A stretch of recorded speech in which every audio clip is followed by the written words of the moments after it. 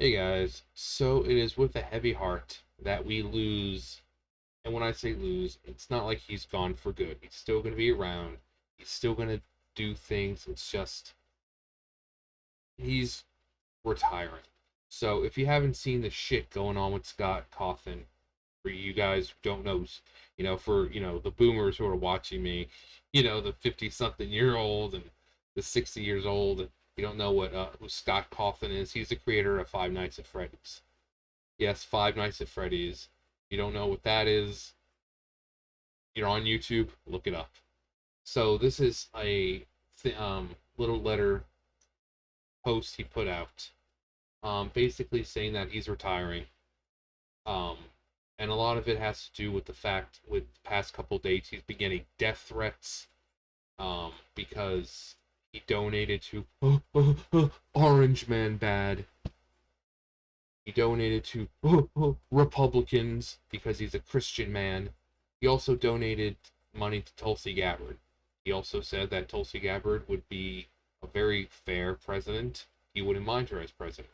Yes, she has policies that he doesn't agree with, but she seems like a very fair and um, open person. And he says that, he wouldn't mind her as president. But of course, the people on Twitter, particularly the LGBTQ community, the extreme part of that community who doesn't have tolerance for anyone, decided to basically dox the guy, and him and his family were receiving death threats. Um, his wife right now is pregnant. He has 6 kids. He has 5 kids. Next one's on the way. So he has to do what's best for his family. Now, he's already said he's not apologizing for donating to the Republicans. He says that, he was exercising his right as an American citizen. And just because you don't agree with him doesn't mean you have the right to dox his family and send death threats. Um, but he's basically said, and I'm not going to bother reading this. I'll let you guys read this if you want. Um, I'll just kind of summarize what he said. First off, you can see this cute little drawing he did. It looks like Ennard. Ennard's one of the characters. He's just like an amalgamation of like a bunch of the Funtime animatronics. Um, and it says unnamed fan 8 years old. That's really good for an 8 year old. Well, 8 year old. So kudos to you, unnamed 8 year old. Very good. Um, and he says he's got boxes of this that people are dedicated to this game. He completely revolutionized how we look at horror games because it's such a simple premise. You're in one room and you're checking monitors. Sometimes you'll see something on them, sometimes you won't. But you've got 2 doors on either side. You got a door on the side, door on the side, and you've got to keep these killer animatronics from coming in. And at first, it was just a simple game, but throughout the game, you saw little clues of, oh, missing kids, and supposedly stuffed inside the suits, and blood and stuff oozing from these animatronics, foul odor because of the dead bodies inside them. Then you would get Golden Freddy just out of nowhere. Posters would change to Golden Freddy's face. It'd come up with that classic "It's me," and then it'd crash your game. Um, the "It's me" is when you think of Golden Freddy or Five Nights at Freddy's, you think of "It's me." Uh, it's just one of those things. Golden Freddy's in like every game, but for the most part, you just be you're looking at you know your monitors, and you're clicking back to all of them, and all of a sudden you see just a flash of "It's me, it's me, it's me," and then all of a sudden you see the jump scare, and boom, your game crashes. So, but he's revolutionized. I mean, after that, you have people coming out with Five Nights at Candy's. Right now, there's the Walton Files, which is very similar to FNAF. You've got people dressed in purple, the purple guy, William Afton. Um, You have killer animatronics. Um, they even have a little like an Atari style game that you're playing, or the person's playing in very similar fashion to the Atari type games in FNAF games. So the Walton Files is very heavily inspired by FNAF. In fact, clues in the game suggest that it takes part in the same universe as FNAF. That's how close that they, inspired it from. Uh, what, 6, 7 games, books. We got a movie coming out. Um,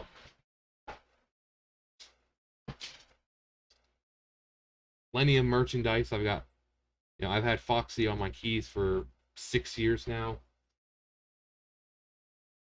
I don't go anywhere without Foxy.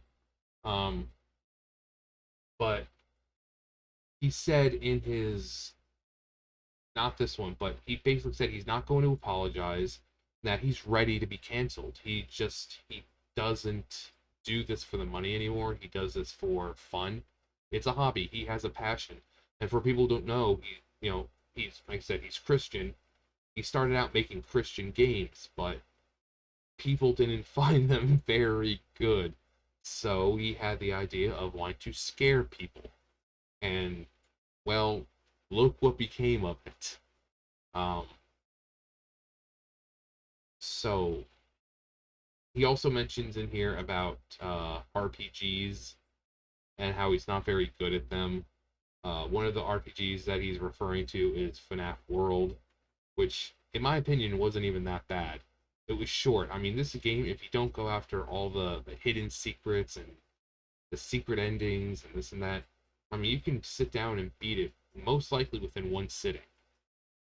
Um, it felt, even though there was, updates, it still at the end felt like more of a demo than anything. Because, like I said, you could sit down and beat it in one sitting. Um, so I really would have liked to see a full-fledged game with a real, steady, solid progression system with items and quests, and like you go up, to Lobin. Lobin says, "Hey, I need you to go collect 5 of these for me," and you're like, "Okay." But everything was so small and together that the map wasn't very big. You could cross the map within a couple seconds. It didn't feel like it was a real game. But people still liked it because it introduced a lot of lore. It introduced Baby, who, people weren't expecting that. Um,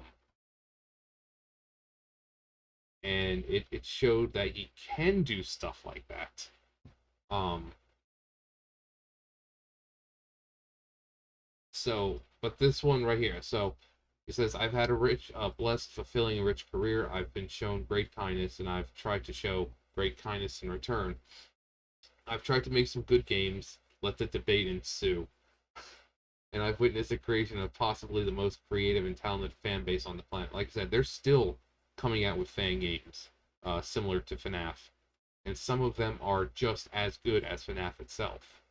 Graphics, gameplay. These people creating these games are insanely good. And you got to remember, Scott was doing, for the longest time, Scott was doing this by himself. Nowadays, he has, like with Security Breach coming out and Help Wanted, the AR game on phones.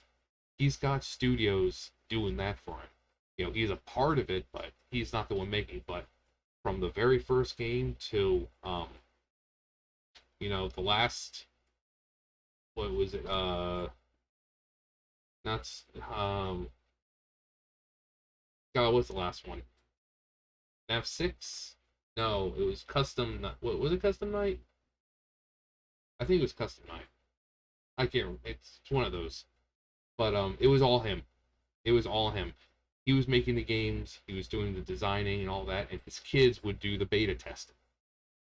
So he's busted his ass for the last 7 years. Uh, he says, but here on the 7th anniversary of the first game's trailer, as I realized that I was in my mid-30s when I created the series, and now I'm approaching my mid-40s, I realized that I missed a lot of things I got to focus on before FNAF became a success. I miss making games for my kids. I miss doing it just for fun. I miss making RPGs, even though I stink at it. All of this to say that I'm retiring. I have been shown tremendous love and support over the last week, a lot of which has come from the LGBTQ community. The kindness shown to me has been surreal. Again, just because he donated to Republicans, I mean, I'm more right leaning, but I have no problem with the LGBT community. I've said this before. My brother is gay. I was his best man at his gay wedding. I don't mind them. I don't have a problem with them. But because I'm right leaning, everyone just assumes, oh, you must be a homophobe. No, most people on the right are not homophobic. We just don't get why the left insists on propping this group up like they're super special. You know, they're humans just like the rest of us. Stop treating them like they're children. Um, but um, and he says that he's not going to quit. You know, he said, "Is this the end of FNAF?" No, this just means that someone else will be eventually be running the show, someone of my choosing. So you know that whoever he picks, it's going to be because he says it wants to be someone he trusts. And I think for me and everyone else who respects him, we definitely, especially with the movies. I mean, how many times did he say he had to rewrite the script because he wasn't happy with it, or he wasn't happy with the direction that the company that he chose went with it? So Scott is very precise, and he doesn't want his creations basically being destroyed by people who are just trying to use it to make a quick buck. Because if he gives it to a company who doesn't give a flying shit about the game, they're going to make something, slap Five Nights at Freddy's on it, and rake in that money because they know that no matter how bad it is, people are going to go see it. But Scott doesn't want that. He wants people to go in and see the movie and feel like they're watching the game for the most part on the big screen. So he had to do rewrites of the script. He was changing production companies just because he wants it to be perfect.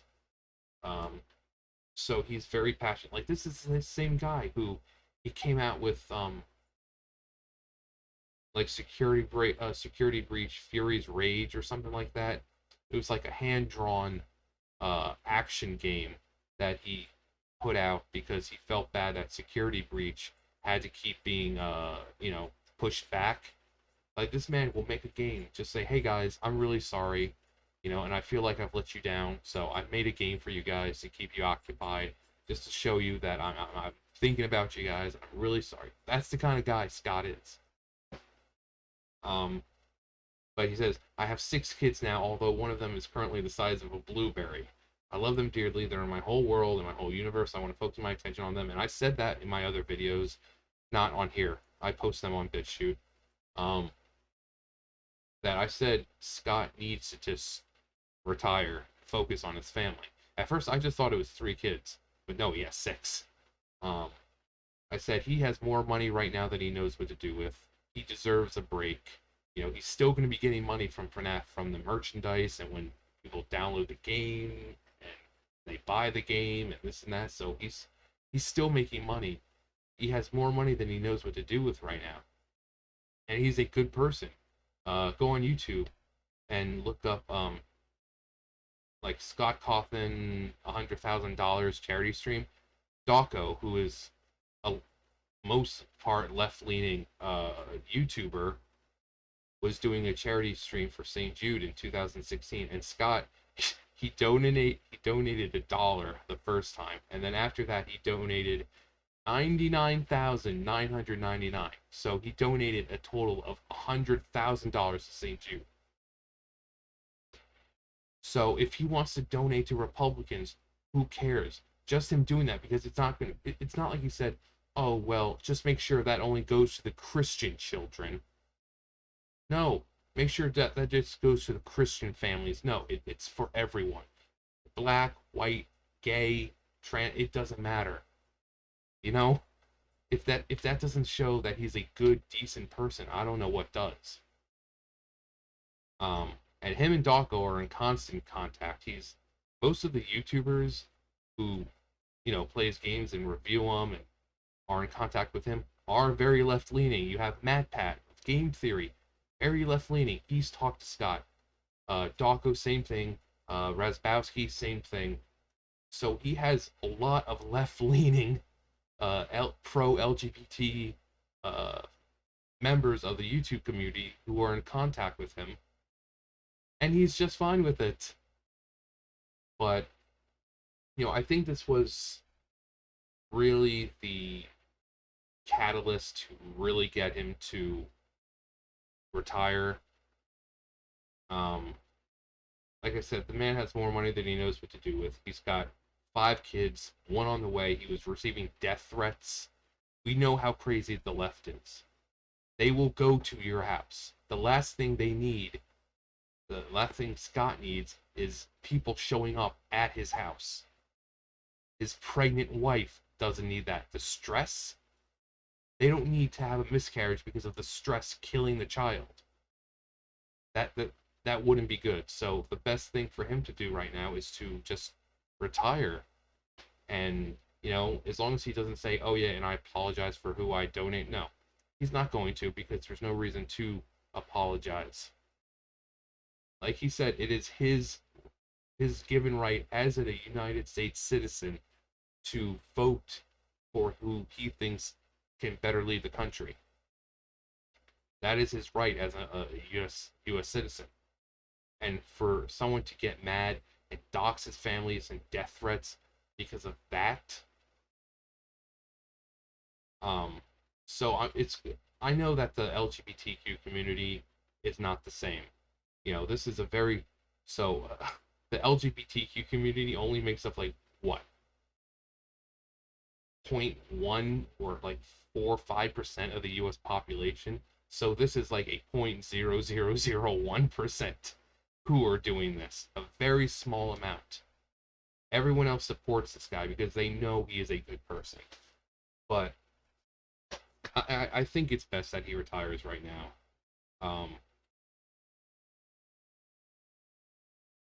He's 7 years. He's had FNAF. He was doing games before that. So yeah, it's not the end of Scott Cawthon. We'll still be seeing him around, but yeah, he's no longer going to be involved or not making the games himself. He's going to hand them over to someone he trusts. Who knows? Maybe his kids might pick up the mantle at some point. They are the ones who beta tested it for him. They live in the same house. They have access to all the tools and the programs that he uses. I would love to see his kids take the torch and pick up the legacy of their father. That'd be so great to see his kids creating FNAF games. I think that would be amazing. Um, but that's all. So he's not giving into the cancel culture. He said he was ready to be canceled. That's just how much of a man he is. He's like, I'm ready to take it like a man, because that's what he is. Scott is a man. Um,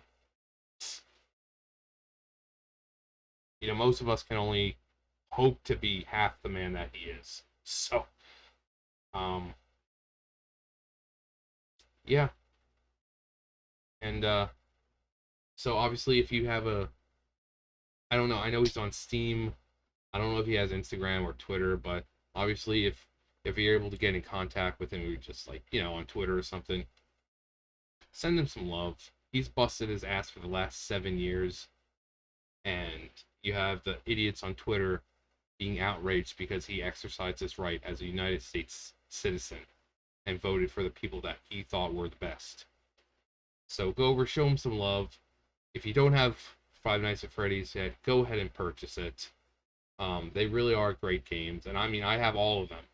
I have all of them down, on my computer and everything. Um, it's just one of those things I just never got around to because my computer was even like my last computer just wasn't. It was a good computer, but yet it still sucked when I tried to play those games. I don't think I've ever tried playing it on my computer now. Should be just fine. So if that's something you guys want to see, you want to see me get pissed off at Five Nights at Freddy's, I can totally do that. But that's it. So obviously, thank you, Scott. Um, Me, Dawko, pretty much all the people in the gaming community, the FNAF community, appreciate everything you've done for the last 7 years. Um, and keep on keeping. And obviously, I've got my little Foxy, who I hold near and dear to my heart all the time, considering he's literally near and dear to my heart when I go out. He also right next to me on my little nightstand there. Um, so you've created characters and created a universe that people are very passionate about. MatPat to this day is still doing game theories on Five Nights at Freddy's, still trying to unravel the mystery of the story. So you still have a dedicated fan base who aren't going to leave you because of some stupid assholes on Twitter. Um, those are your true fans, the ones who stay by you regardless of your political affiliation or who you donated to, because we know you are a good person. You've proved it more than enough. And the people who are outraged never liked your game to begin with.